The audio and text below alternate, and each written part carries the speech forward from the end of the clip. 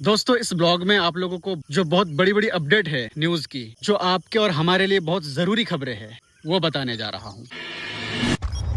अच्छा, अगर महाकुंभ के लिए 3000 से ज़्यादा स्पेशल ट्रेन चल सकती है तो बिहार के हजारों स्टूडेंट्स के एग्जाम के लिए पर्याप्त स्पेशल ट्रेन क्यों नहीं? बिहार पुलिस एग्जाम के लिए हजारों स्टूडेंट्स अलग अलग जेलों से एग्जाम सेंटर की तरफ निकले, लेकिन कई जगहों पर ट्रेन में इतनी भीड़ थी कि स्टूडेंट्स को ट्रेन के दरवाजे के सामने, टॉयलेट के सामने खड़े होकर जगह नहीं मिल रही थी। किस तरह से सफर करना पड़ा देखिए। पटना और पाटलिपुत्र स्टेशन पर भीड़ की वजह से हंगामा और विरोध प्रदर्शन भी देखने को मिला। कई स्टूडेंट्स का कहना है कि उनके लिए पर्याप्त स्पेशल ट्रेन की बंदोबस्त नहीं की गई। अब सवाल उठ रहा है कि महाकुंभ जैसे बड़े आयोजन के लिए जब 3000 से ज्यादा स्पेशल ट्रेन की बंदोबस्त की जाती है तो बिहार के हजारों स्टूडेंट्स के लिए ट्रेन की भीड़ कम करने के लिए एग्जाम के टाइम पे स्पेशल ट्रेन की बंदोबस्त क्यों नहीं दी गई? फिलहाल ये मुद्दा सोशल मीडिया और आम लोगों के बीच चर्चे का विषय बना हुआ है। वैसे दोस्तों, इस पर आपकी क्या राय है, कमेंट करके जरूर बताइएगा। दोस्तों, बिहार के दरभंगा में मोहम्मद फैज अहमद, जो यामाहा शोरूम के मैनेजर थे, उनकी 13 जून 2026 को शोरूम के अंदर हत्या कर दी गई है। पुलिस के मुताबिक आरोपी सोनू पासवान उसी शोरूम में काम करता था। कहा जा रहा है कि सोनू पासवान की नौकरी छूटना और कुछ पैसे की विवाद की वजह से सोनू पासवान फैज अहमद से नाराज था। सीसीटीवी में हमले की घटना रिकॉर्ड हुई, जहां पे देखा गया कि लोहे की रॉड लेकर फैज अहमद पर हमला किया था सोनू ने। वैसे पुलिस ने मुख्य आरोपी सोनू पासवान को गिरफ्तार कर लिया। अब पुलिस इस मामले की जांच कर रहे हैं और हत्या के असली कारण पता लगाया जा रहा है। तो दोस्तों, क्या फैज अहमद की परिवार को वही इंसाफ मिलेगा जो सूर्या चौहान को मिली थी? जैसे सूर्या चौहान की हत्यारे का इनकाउंटर कर दिया गया था, सूर्या चौहान के परिवार को एक मकान दिया गया था, 5 लाख का मुआवजा दिया गया था और बहुत से संगठन की तरफ से मदद भी मिली थी सूर्या चौहान की मां को। अब देखते हैं फैज अहमद को कब और कैसे इंसाफ मिलती है। 4000 ईवीएम मशीन जो जल के राख हो गई है कोलकाता के उस सरकारी बिल्डिंग में, उसके बारे में एक खबर बहुत ही तेजी से सोशल मीडिया पे वायरल हो रही है कि आग तो लगी थी सेकंड फ्लोर पे, दूसरे माले पे, तो वो आग बीच के 5 फ्लोर छोड़ के सीधा एकदम 8वें फ्लोर पे कैसे पहुंच गया, जहाँ पे ईवीएम मशीन रखी हुई थी। मतलब ये आग लगाई गई है या फिर लग गई है? लोगों के मन में सवाल भी उठ रहा है और शक भी पैदा कर रहा है। कुछ दिन पहले शिक्षा भवन में आग लगी थी, नीट पेपर लीक के मामले में थोड़ा बहुत प्रोटेस्ट चल रहा था, सवाल उठा रहे थे लोग, स्टूडेंट्स लोग, मीडिया वाले, तो वहां पे आग लग गई और अब यहाँ पे ईवीएम मशीन जलकर राख हो गई है। मतलब ये चल क्या रहा है? मतलब कुछ सबूत मिटाने की कोशिश की जा रही है क्या? वो ईवीएम मशीन जो इस बार 10 विधानसभा इलेक्शन में इस्तेमाल की गई थी, वीवीपैट भी जल के राख हो गया है। अब बताओ, राहुल गांधी कह रहा था कि अगर हमें इलेक्ट्रॉनिक डाटा मिल जाए तो हम साबित कर देंगे कि वोट चोरी हुई है। यही दावा था ना राहुल गांधी का। पर जब सबूत ही नहीं रहेगा तो फिर साबित कैसे करोगे? अब करो साबित।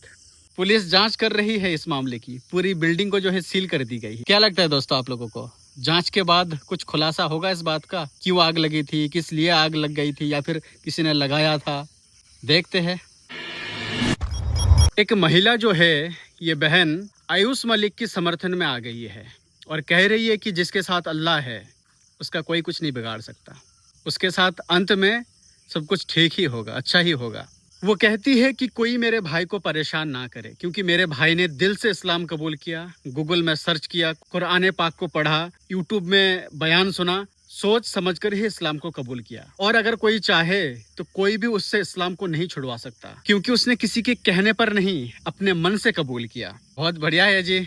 अल्लाह ताला इस बहन को भी तौफीक दे, हिदायत दे दे, हम तो यही दुआ करेंगे। और जिसके साथ अल्लाह होता है ना, वो बंदा कभी अकेला नहीं होता, वो तो खुदा का बंदा है और उसके साथ अल्लाह। देखिएगा आगे सब कुछ बहुत सही होगा, बहुत अच्छा होगा उस मेरे भाई के साथ। दोस्तों, 90 दिनों के लिए सरकार का एक नया आदेश सामने आया है डीजल खरीद को लेकर। जो बड़े बड़े कंपनी है, इंडस्ट्रियल वाले हैं, वो लोग अब 200 लीटर से ज्यादा डीजल नहीं खरीद सकते। इस पर एक लिमिट लगा दी गई है। ईंधन सप्लाई के लिए सरकार को ये कदम उठाना पड़ा और हो सकता है कि आगे चल के ये रोक और भी ज्यादा दिन के लिए भी हो सकता है, या फिर डीजल खरीदने की लिमिट भी कम की जा सकती है। पर फिलहाल तो इतना ही है कि 90 दिनों के लिए जो बड़े बड़े कंपनी, इंडस्ट्रियल वाले ज्यादा मात्रा में डीजल खरीदते हैं, अब वो 200 लीटर से ज़्यादा नहीं खरीद सकते। तो इससे तो एक बात साफ है कि सप्लाई बहुत ही ज़्यादा कम हो रही है डीजल की, जिस वजह से सरकार को ये कदम उठाना पड़ा। एक बड़ी खबर सामने आ रही है दोस्तों। नाजिर अहमद हत्याकांड मामले में 14 आरोपियों को, दोषियों को कोर्ट ने उम्र कैद की सजा सुनाई है। 2022 में मध्य प्रदेश के नर्मदापुरम इलाके में नाजिर अहमद को सिर्फ गो तस्करी के शक में भीड़ ने पीट कर हत्या कर दी थी और उसके 2 साथियों को जख्मी कर दिया था। लगातार 3 साल तक, लगभग 4 साल ही समझ लीजिए, इस केस की सुनवाई होती रही और अब 13 जून 2026 को कोर्ट ने इस केस का फैसला सुनाते हुए 14 आरोपियों को, दोषियों को उम्र कैद की सजा सुनाई है। और कोर्ट का ये फैसला सुनते ही आरोपियों के परिजनों में हड़कंप मच गई है। वो लोग परेशान हो गए। जब उन 14 आरोपियों को पुलिस वाले गाड़ी में लेके जा रहे थे तो उन दोषियों के सारे परिवार जो है पुलिस वालों का विरोध करने लग गए। यहाँ तक कि गाड़ी के आगे भी लेट गया था। उन परिवारों का कहना था कि हमारे बच्चे सिर्फ गौ सेवा करने गया था, तो उनको इतनी बड़ी सजा क्यों दी जा रही है। लेकिन सवाल ये भी है कि आप गौ सेवा के नाम पे किसी इंसान का हत्या कर देंगे, ये भी कहाँ तक सही है, वो भी शक की बुनियाद पे। जब यूएस ने लगातार 3 दिनों से 3 इंडियन जहाजों पर हमला किया और 3 भारतीयों की मौत भी हो चुकी है इस हमले में, तो इसी बात से परेशान होके जो लोग जहाज में काम करते हैं और खास करके तेल लाने का काम करते हैं, और वो भी ईरान के समुद्री रास्ते से, क्योंकि वहाँ पे बहुत ही नाजुक हालत है, बहुत ही क्रिटिकल सिचुएशन है। तो ऐसे में जहाज के कुछ कर्मी जो काम करने वाले हैं वो कह रहे हैं कि हमारा क्या कसूर है, ईरान और यूएस के जंग में हमें क्यों घसीट रहे हो, हमारे ऊपर हमले क्यों कर रहे हो, हम तो बस काम करने वाले हैं, इस जंग से तो हमारा कोई लेना देना नहीं है, तो हमारे ऊपर हमले क्यों हो रहे हैं, हम क्यों अपनी जान गंवाए इस जंग में। सारी प्रॉब्लम्स बताओ भाई। भाई अभी क्या है, हम लोग ईरान में ही है, माहौल इतना खराब है, सिर्फ इंडियन शिपों पे अटैक हो रहा है। क्यों भाई, आप एक दूसरे का लड़ाई हमको बीच में क्यों ला रहे हो? हम कोई मिलिट्री आर्मी थोड़ी ना है कि हमको ट्रेनिंग मिला लड़ने के लिए। हम सीफेरर हैं यार, देश की इकोनॉमी बढ़ा रहे, बिजनेस को बिजनेस बढ़ावा दे रहे, ऑयल ला रहे, तो हमारे ऊपर अटैक क्यों कर रहे हो आप लोग? क्या गलती है हमारा भाई? हमारा ये मानना है कि इस मामले में कड़ी कार्रवाई करते हुए भारत सरकार को एक बड़ा सख्त स्टेप लेना चाहिए, डिसीजन लेना चाहिए, क्योंकि इस तरह से एक के बाद एक हमला और भारतीय का शहीद होना ये कोई मामूली बात तो है नहीं दोस्तों। ये कोई भी पुलिस वाला इस तरह से किसी का जाति या धर्म कैसे पूछ सकता है? एक हिंदू लड़का है बिशु नाम का, गाड़ी से कहीं जा रहा था तो पुलिस वालों ने पकड़ लिया।